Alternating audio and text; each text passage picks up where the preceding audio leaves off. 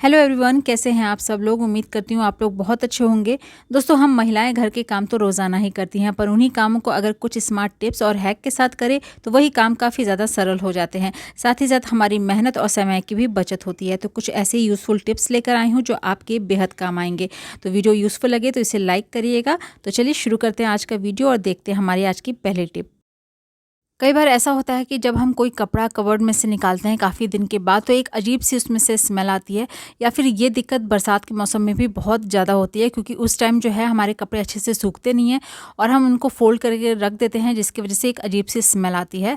या फिर कभी जब जैसे सीज़न चेंज होता है तो हम कपड़े को अंदर रखते हैं और दूसरे कपड़े निकालते हैं, तो उस टाइम भी ये दिक्कत होती है। तो उस वक्त आप क्या करिए, जब भी आप इन कपड़ों को फोल्ड करके रखिए ना, तो उस पर थोड़ा सा इस तरीके से कोई भी खुशबूदार पाउडर आप स्प्रिंकल कर दीजिए।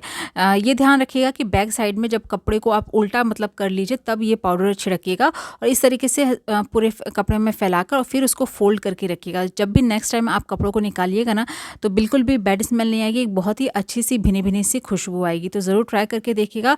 जब भी आप नए सीज़न में आप कपड़े को रखने वाले हो तो ये वाली टिप को ज़रूर यूज़ करिएगा। उम्मीद करती हूँ आपको ज़रूर पसंद आया होगा। चलिए देखते हैं नेक्स्ट टिप।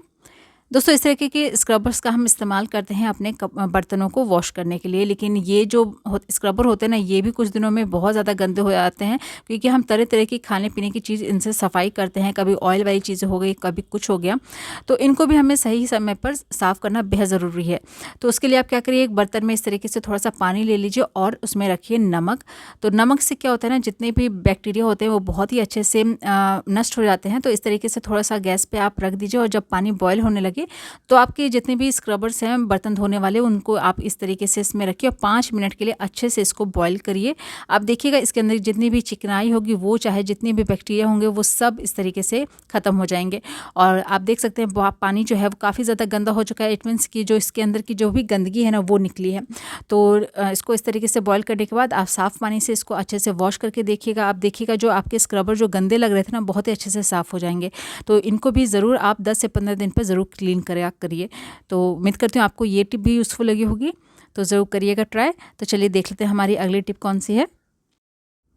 कई बार ऐसा होता है कि जब हम खाना बनाते हैं तो प्याज को कट करते हैं और पूरा प्याज जो है सब्जी में हम नहीं डाल पाते हैं, या फिर कई बार सैलेड के लिए इसको कट करते हैं और थोड़ा बहुत प्याज इस तरीके से बच जाता है। तो ये प्याज क्या होता है, कुछ टाइम के बाद आप देखिएगा एक अजीब सी स्मेल आ जाती है, इसका रंग भी चेंज होता है, फिर ये खाने लायक नहीं रह जाते हैं। तो उस तरीके के जो प्याज होंगे ना, अगर आपके घर में वेस्ट हो रहे हैं तो उनको आप इस तरीके से इस्तेमाल करिएगा।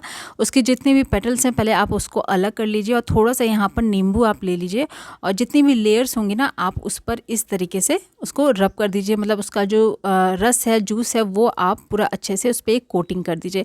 इससे आपके घर की जो बहुत बड़ी प्रॉब्लम है ना, वो सॉल्व होने वाली है।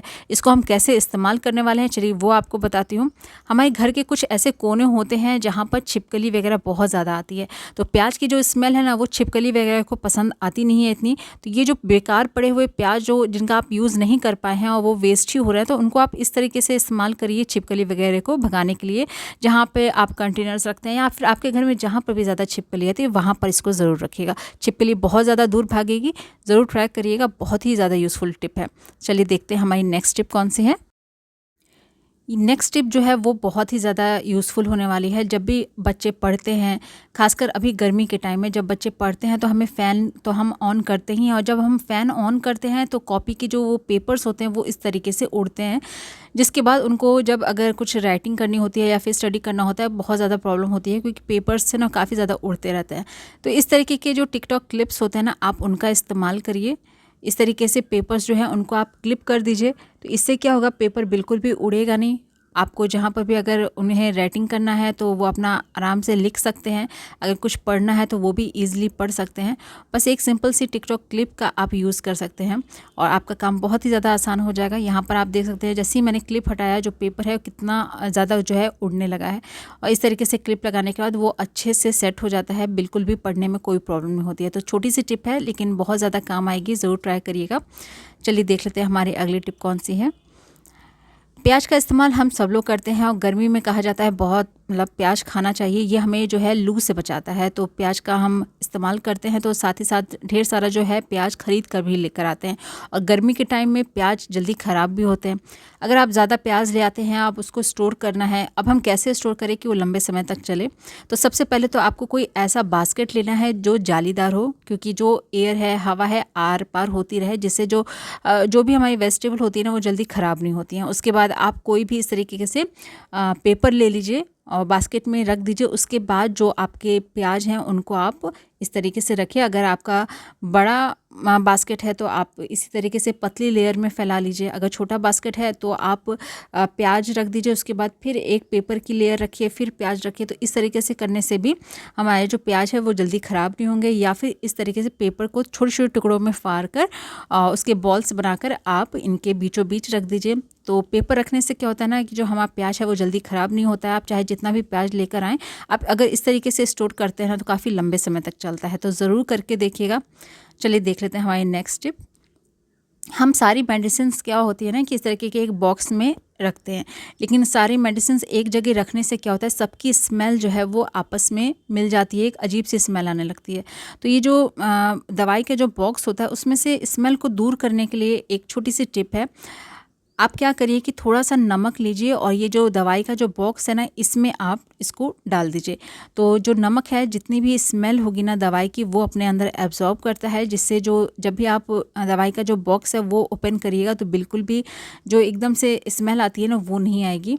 तो बहुत ही ज़्यादा काम की टिप है। जब भी आप मेडिसिन्स इस तरीके से रखिए और लग रहा है कि आपको स्मेल आ रही है तो नमक आप ज़रूर रखिएगा। अगर आप चाहे तो एक टिश्यू पेपर में भी रख कर भी इसको रख सकते हैं, या फिर इस तरीके से भी उसमें डिब्बे में रख कर फिर उसको कवर लगाकर आप इसको रख सकते हैं। बिल्कुल भी जो स्मेल है आपस में मिक्स नहीं होगी और एक बैड स्मेल जो आती है वो बिल्कुल नहीं आएगी। तो ज़रूर ट्राई करिएगा।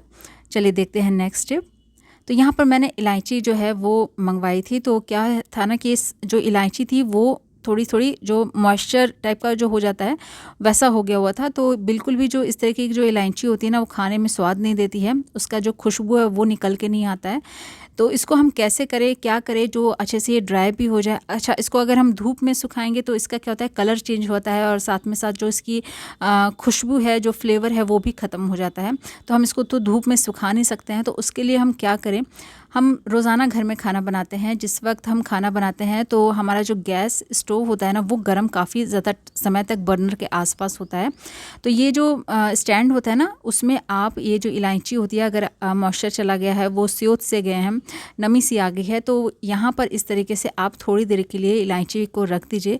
कुछ देर के बाद देखिएगा ये बहुत ही अच्छे से ड्राई हो जाता है और जो नमी आ गई थी इलायची के अंदर वो बहुत ही अच्छे से क्रंची हो जाता है।